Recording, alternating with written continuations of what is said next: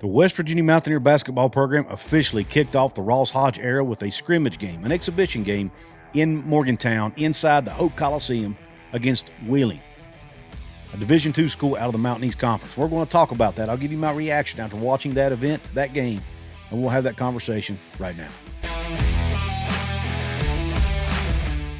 What is up, and welcome into this episode of Couz's Corner, your home for top shelf college sports news and analysis surrounding the West Virginia Mountaineers and occasionally the Big 12. If you like getting an objective analysis, but from a fan's point of view, you are in the right place right here at Couz's Corner. Now, let's go ahead and dive into breaking down yesterday's exhibition game between Wheeling and WVU. WVU obviously won the game 80-54. They won it handily by 26 points, which is what you would expect, right, against a Division II opponent. They outscored Wheeling 41-21 in the first half, 39-33 in the second half. Came out slow in the second half, which is something Ross Hodge mentioned in his postgame presser, something he wants to try to get fixed because he said they did the same thing in their closed-door scrimmage against Maryland. But what we're going to do, in the way I'm going to break this down, I'm going to take a look at the positives. Actually, I'm going to take a look at the negatives and then the positives because I thought there were some of each. First, let's look at the negatives. I thought the team was a little bit sloppy. They had too many turnovers. They turned the ball over 13 times, which is more than what you'd want against a team that you are that much better than. So I didn't think that was good. You want to take better care of the ball. I thought there were some careless passes thrown in that game. Looked like maybe some miscommunication at times. But according to Ross Hodge, they actually did the opposite in the game against Maryland. They only turned it over 4 times, and he said it's one of the best offensive performances he'd ever coached, if not the best. So he kind of had a feeling they might come back down to earth, and I'm paraphrasing here, but they might. I'm using my own words, not his. But they might come back down to earth in this game, and they did. But you still want to see them clean up, be a little bit more consistent. Maybe not necessarily have 4 turnovers, but you don't want 13 either. Is it possible that West Virginia played down to the level of their competition in this game? That is possible. They knew it was an exhibition. They knew it was a Division II school, so maybe they weren't quite as focused as they could have been. I don't expect that to be an issue going forward. And I'll be honest with you, I don't think you can take a ton away from this game, from this scrimmage. I just think that, it is what it is. You get to put some stuff on tape. You see how your team performs in front of a crowd. They get their first feel of the Coliseum crowd. All of that. That's the biggest bonus to me in this.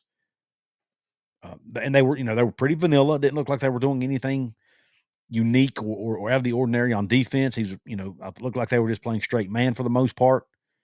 So, which is maybe that's what he's planning to do anyway. I don't know, but they didn't run any, extravagant sets on offensive side or anything like that. They were just playing, vanilla, so to speak, basketball, and still able to get an 80-54 win. I'd like to see him clean up the free throw shooting. They only shot 64% from the free throw line, 18 of 28. You'd like to see him clean that up and do better there. The three-point shooting was atrocious, 30% on 6 of 20 shooting. Even, Honor Huff and Treysen Eaglestaff struggled. Honor Huff was 2 of 7 overall from the floor, all of those being threes.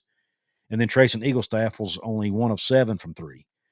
So you'd like to see those two guys shoot it better. However, like Coach Hodge mentioned in his post-game press conference, it's the law of averages. Those two guys both shot lights out in the scrimmage against Maryland, so he did not expect them to shoot it that well again against Wheeling.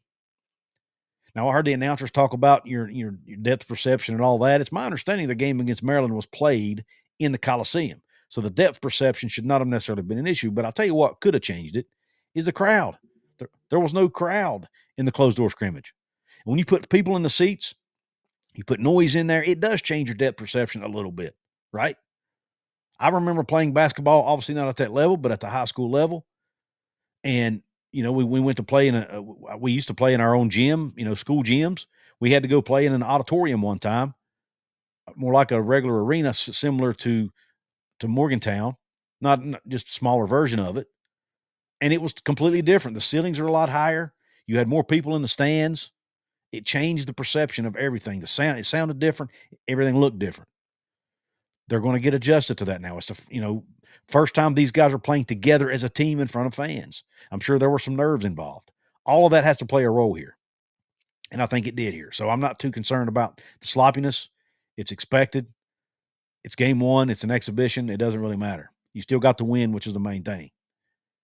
And I also think, there were some things I liked about Wheeling. They played hard. I think they're a pretty decent basketball team. So hats off to them. Hey, do me a favor. Go check out my good friends over at Appalachia Digital. If you need a brand new website for your small business, or if you're just looking to get found easier on Google, go check out appalachiadigital.com/Couz. These are the fine folks who designed my brand new website over at wvsportschat.com. They did a fantastic job. I love their work. I think you will too. So go check them out. appalachiadigital.com/Couz. Let them know Couz sent you. Now let's get back to the show.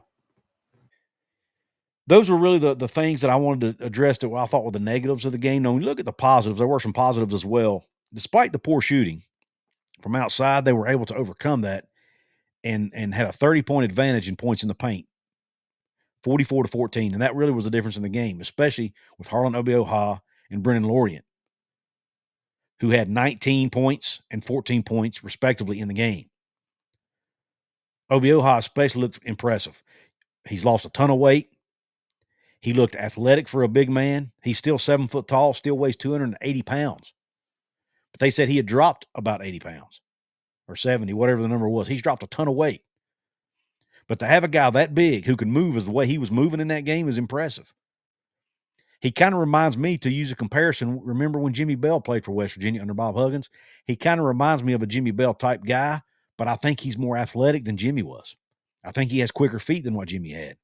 I just think he's a better athlete, just to make it short and sweet, than what Jimmy Bell was. But anyway, I liked the way he played, and yes, it was against a smaller team, lesser competition.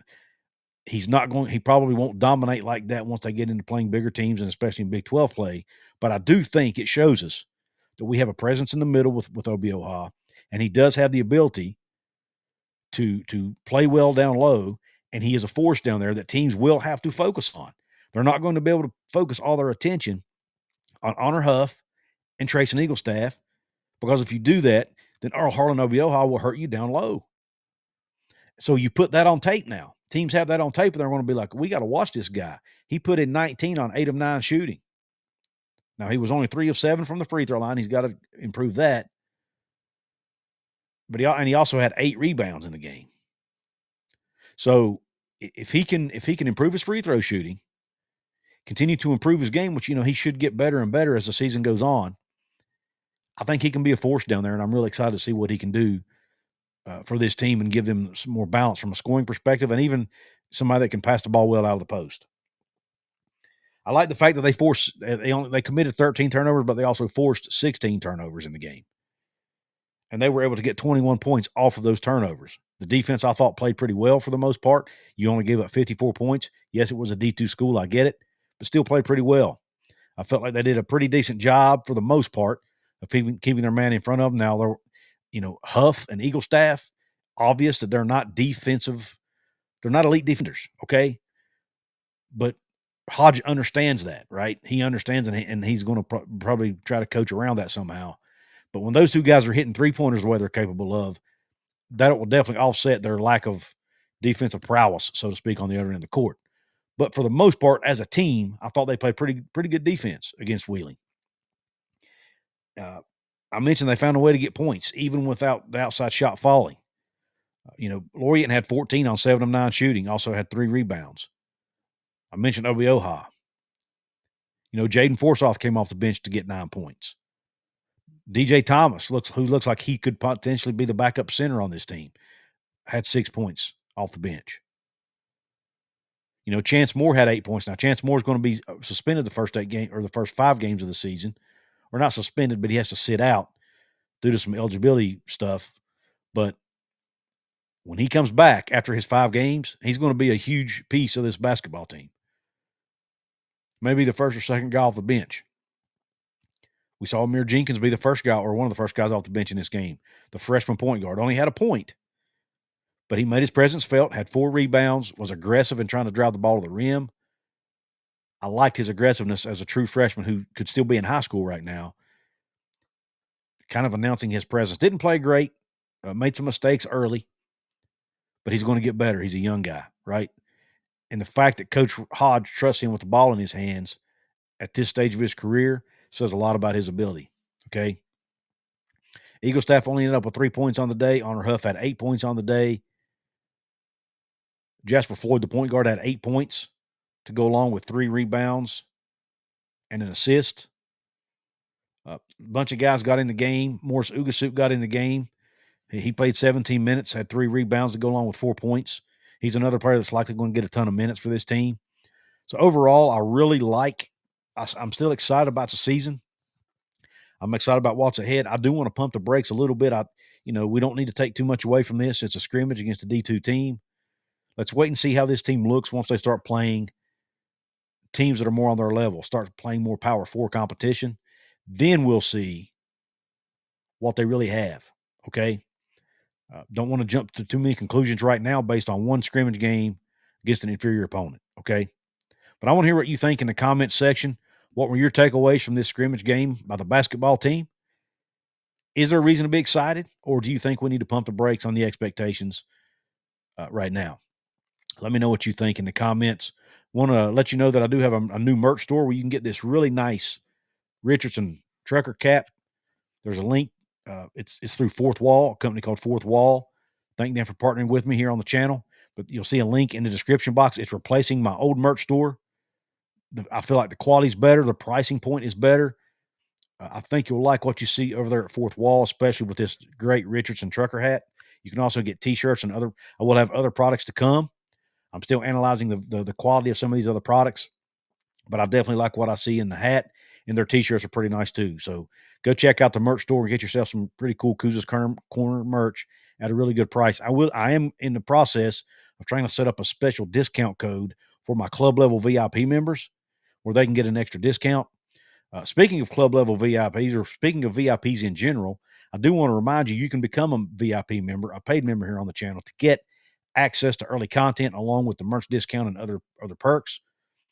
Right now, I want to give the shout out to my random channel members of the day. They are Al Walker, Appalachia Africa Twin, Big Dan T, Shane V, and Phil Masters. Thank you all for your support of the channel and for being paid VIP members. You can support me for free by hitting the thumbs up button, subscribing to the channel, hitting the hype button below between the download and the thanks button if you're on a mobile device.